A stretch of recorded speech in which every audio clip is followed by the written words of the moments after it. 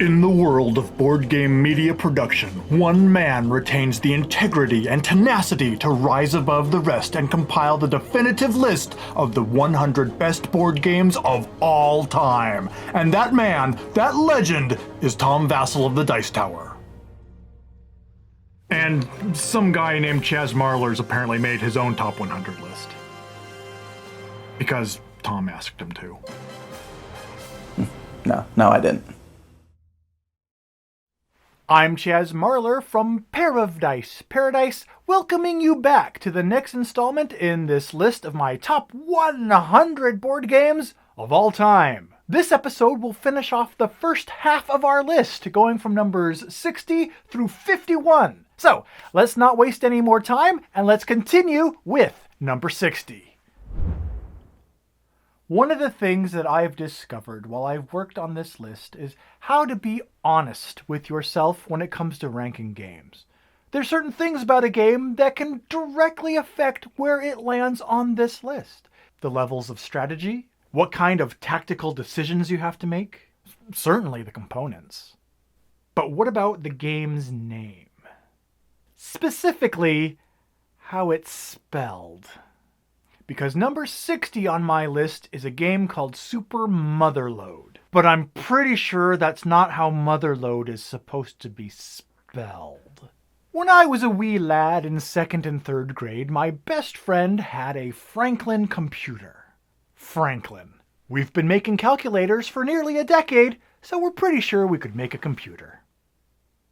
During our summer vacations, I would often sit for days at a time in front of my friend's green and black Franklin computer screen, being bathed in radiation while I played Lode Runner.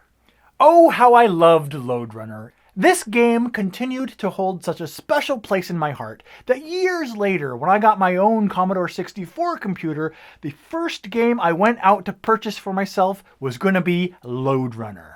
However, I soon found myself aimlessly making my way up and down the aisles at my local computer game shoppy, unable to locate the game Lode Runner. Why, you may ask? Because I was stupid and was looking for a game spelled L-O-A-D Runner instead of the correct spelling L-O-D-E Runner. I won't bother you with the details of how many weeks it took me to figure out that L-O-D-E Runner was the game that I was looking for. The proper spelling of load, as it pertains to a cache of gems or jewels, was forever emblazoned within my brain box. And that's why, when I was introduced to this fantastic new game that combined deck building with the classic arcade game Dig Dug, I was blown away by its misspelling of Motherload. But Chaz, you may say, it's just a simple board game. Can the spelling of its title really bother you that much? Well, I don't know. You tell me. But even with a title that's spelled in such a way that it's caused me to reintroduce a facial tic that I conquered in 6th grade, Super Motherload is still a game that I highly recommend giving a try. In Super Motherload, players dig down deeper and deeper into the Martian soil to unearth gems and other goodies that they will use to purchase new cards to add to their deck that they build. The cards in their evolving deck are then used to dig deeper and more efficiently until one player wins. Of all the games on my top 100, heck, maybe even of all the games in my entire collection, the game that I would like to see an expansion for the most is Super Motherload. I would love to see some new options, cards, abilities, just a little bit more stuff thrown into the mix in Super Motherload. But even though that hasn't materialized yet, Super Motherload, no matter how you spell it, has earned its place at number 60 in my list of the top 100 games of all time. At number 59 on my list is another one of those games that really lets you embrace your inner jerk and have some fun at your opponent's expense. But I would expect nothing else from a game that allows players to run their own underground whiskey empire, Bootleggers. Bootleggers puts each player into the position of an entrepreneur running their own growing beverage distribution business. Unfortunately, that beverage is alcohol, and the game takes place during 1920s Prohibition. So the challenge each player is faced with is how best to get their illegal goods into the local speakeasies in town while dodging both Johnny Law and the other players who are trying to constantly muscle in on their territory. The game provides some really nice decisions for players to make while retaining its theme, and the game includes some fantastic components, including little trucks that you'll fill up with your crates of whiskey. Bootleggers has a really fun theme to get into, plus just that right combination of strategy so you can make a plan, and player interaction so you can mess up your other opponent's plans. So if you're looking for a fun game and don't mind having to elbow your opponents out of your way every now and then, I recommend giving number 59 on my list, Bootleggers, a try. Some of the unplayed games on your shelves are that way because you bring them home, rip open the shrink, read the rules, get ready to play, but then they just never hit the table for one reason or another. As disappointing as that can be, other games sit unplayed on your shelves because you bring them home, rip open the shrink, start to read the rules, and then you realize that it's going to take about 4,000 years to figure out how to play this game from the rulebook alone. Yes, in my experience, some games are just designed in such a way that learning it from someone else who knows how to play already is far easier and far more conducive to getting it played than trying to learn it on your own from the rulebook. And I think one of the best definitive examples of this concept is number 68 on my list, Panamax. By which, of course, I mean 58. The rulebook for Panamax makes me cry a little every time I think about it. This game does have a lot of little moving parts, but its rulebook makes it seem a lot more complex than it really is. Which is why it took so long for me to finally get Panamax to the table. But I gotta say, it was worth the wait. Panamax is a fantastic game where each player plays the owner of a shipping company sending their goods up and down the Panama Canal. Now you can't just send your goods straight through, you gotta go through each individual lock of the canal, and other players' boats may be in your way. But that's not necessarily a deal breaker for getting your goods through, because you can actually rent space on the other player's ships. So even though your opponent's ship may be the first one to get through the canal, it may be carrying your cargo, cha-ching, which means points for you. Panamax is also one of those games where, now that I know how to play it, I feel like I need to play it again soon or else I'm gonna lose this knowledge. So hopefully I'll get a chance to do that soon, because it's that knowledge of how to play Panamax that's keeping it out of dry dock and parked at number 58 on my list. It's always interesting when a game comes along that just by looking at the pictures online or seeing it being played across the room by someone else, you think, I'm not sure I would enjoy that game. But then someone invites you to play it. You're like, I'm not sure. Then you end up calling in sick to your next game club meeting or faking your own death again, just so you can avoid playing this game. But then, when they finally track you down and drag you kicking and screaming to the table and sit you down in front of this game, boom! You fall in love with it. And you have to ask yourself, what was I afraid of? Scorpions. That's not quite what never mind. Number 57 on my list is the game that fits this scenario perfectly, and that's Ginkgopolis. Ginkgopolis is a sort of tile-laying, resource management, city-building game. And to be honest, at first I was really lukewarm on the idea of playing it. It looks a little bit abstract and convoluted with its iconography and interaction, but with the right teacher, this game really shines.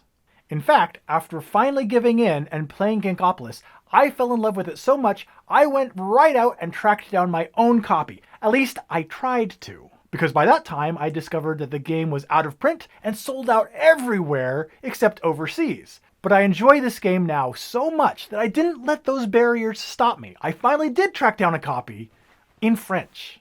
Sacre bleu! Now, I don't even speak French, but fortunately, most of this game is language independent, and I was able to find an English edition of the rules online. So I printed those up, put that in my box, and my copy of Ginkgopolis is good to go. Which is why we find it right here on my list at number 57. I may be in the minority here, but I actually think it's quite a challenge to turn out a really good superhero-themed game.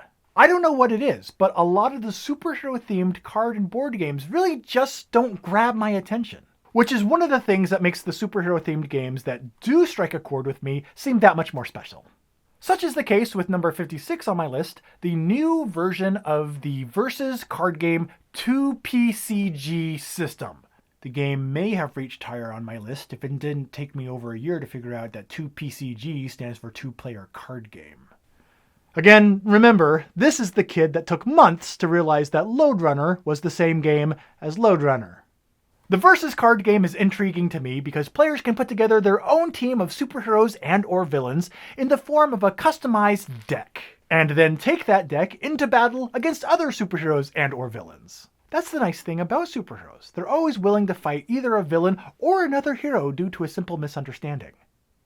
I wonder how long it would take a superhero to find Lode Runner. The very first printing of the current Versus card game seemed to suffer from some production issues that lowered card quality drastically. However, I think those issues have long since been rectified, and all the current printings of the game are of higher normal standard quality. And something that I did not realize they were going to do is that the current expansion for the Versus card game actually isn't even superheroes, but they're adding characters from the Aliens franchise into the game to play along with your superheroes. So apparently they're introducing a mix of universes into the game system. Whether or not you like mixing superhero and non-superhero characters together, there's still plenty of superhero cards and expansions available to make your card decks just out of heroes if that's what you want to do. And personally speaking, that is something that I want to do enough that it lands at number 56 on my list. Sometimes the business world just gets on my nerves. I mean, let's say you're a chair manufacturer. Now, one approach that you could take to business is to go out and innovate chair design and come up with something revolutionary and new that is the next stage in human chair evolution. The other approach is just to take an existing chair and add a cup holder to it. And more often than not, it seems that the guy taking the cup holder approach is the one who's going to be more successful. Boo!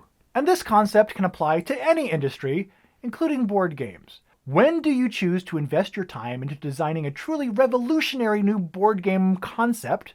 And when do you just add a cup holder to an existing game? And I feel like that is the very conversation that was had by the designers of number 55 on my list, Trains. The foundation that Trains is built on is a classic deck builder, such as Dominion. In that respect, it's pretty standard fare. But just when the description of Trains makes it sound like something that is uninspired and truly yawn-inducing, it introduces its cup holder. This may start out as a standard deck builder, but this is a deck builder where you use your cards to build actual train routes on a board in the middle of the table. Players will play cards to lay down track, connect cities, and build stations all across the entire map.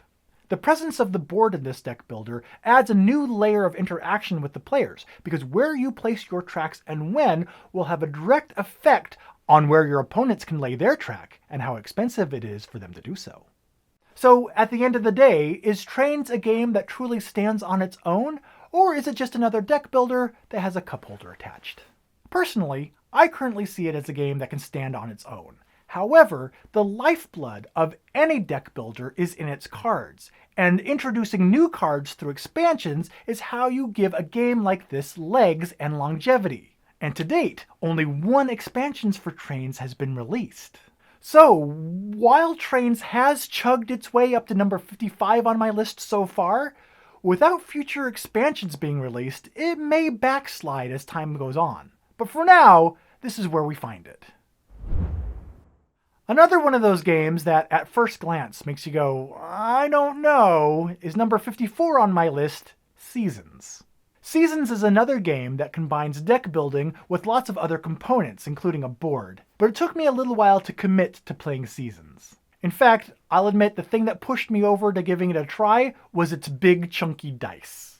But I'm certainly glad that I did, because it's become not only one of my top 100 games of all time, but probably one of my wife's top 10. And I think it goes without saying that any time that you find a game that your spouse enjoys even more than you do, that's a game that you hang on to and keep in your collection.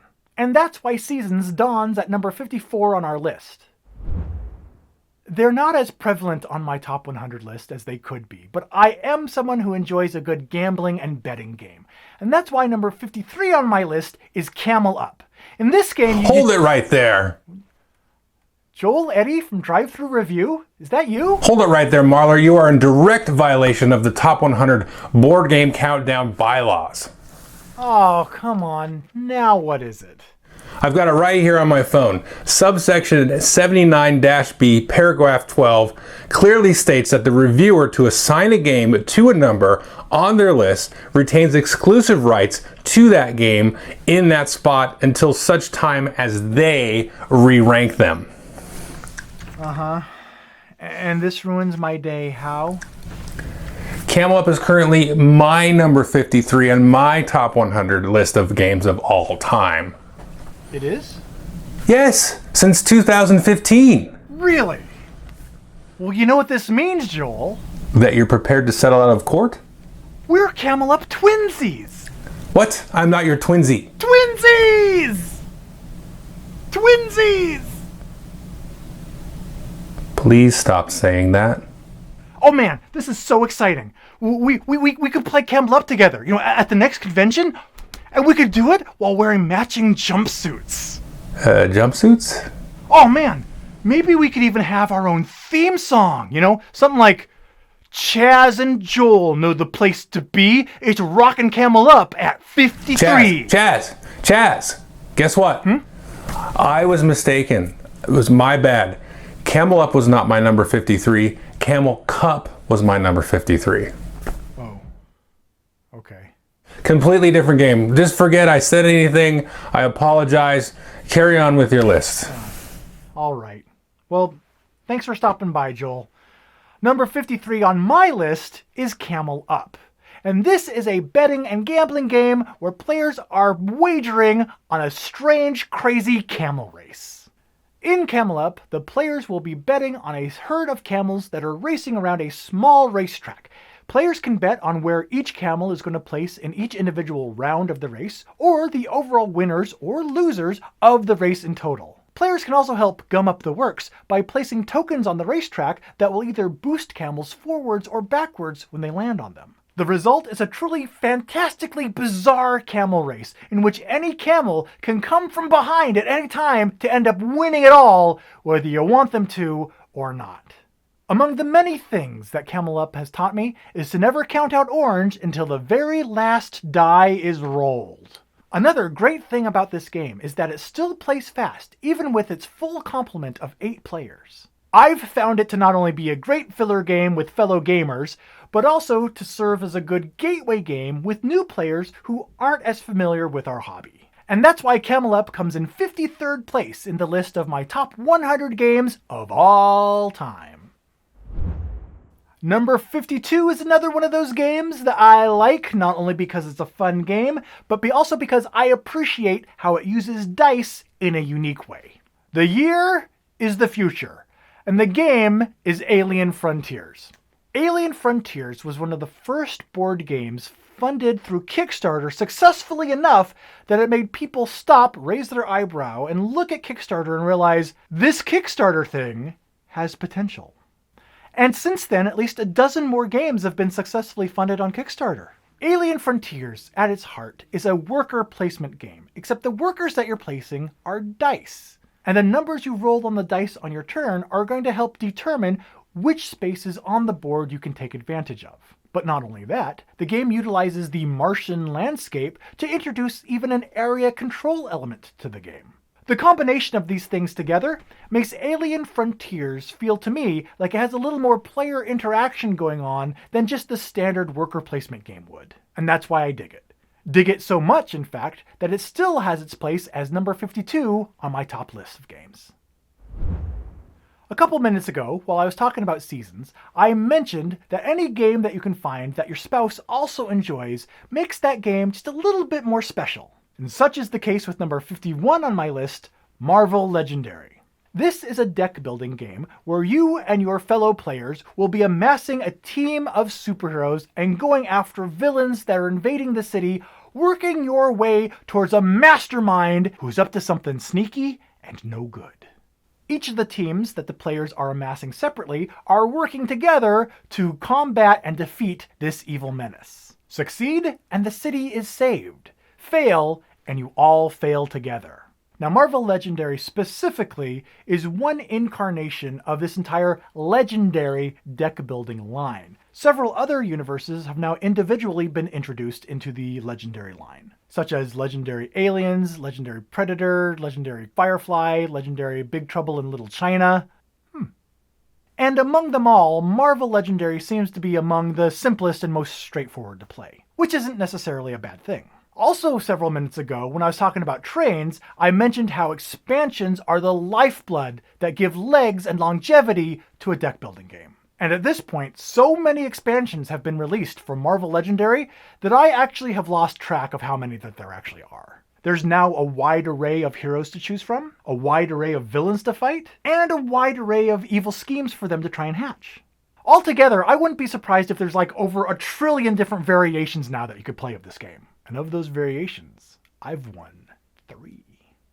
But it's not for a lack of trying. And the best part is I haven't had to try this alone, because just like Seasons, Marvel Legendary is probably in my wife's top 10 favorite games of all time. In the end, I don't know how far we'll get, but I do know how far Marvel Legendary has got, all the way to number 51 on my list of my top 100 games of all time. And there we go. Just like that, numbers 60 through 51 bring us to the halfway point on my list. Which games have earned their place on the top half of my list? That is what we will start to find out in the next episode in this series. And until then, for more board game news and reviews and commentary, be sure to check out and subscribe both the Pair of Dice Paradise and Dice Tower YouTube channels, now gluten-free. And be sure to follow us on Facebook and Twitter as well to continue the conversations there. Until our next episode, I've been Chaz Marler from Pair of Dice Paradise. Thanks for joining me, and I'll talk to you again soon.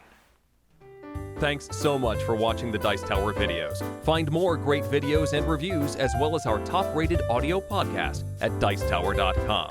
You can also find other great shows at DicetowerNetwork.com. I'm Eric Summerer, and you've been watching The Dice Tower. The Dice Tower is sponsored by Cool Stuff Inc., where you can find great games for great prices. Cool Stuff, in stock. Check them out at CoolStuffInc.com. In Bootleggers, each player is running their own little illegal whiskey empire during 1920s prohibition. Yo, bro, want some whiskey? No, man, it's like totally against the law. Yo, bro, let's go to a speakeasy. Dude! I don't know where that came from, I'm sorry. Chaz and Joel know the place to be. It's Rockin' Camel up at 53. Chaz and Joel know the place to be. It's Rockin' Camel up at 53. Chaz and Joel know the place to be. It's Rockin' Camel up at 53. Ugh.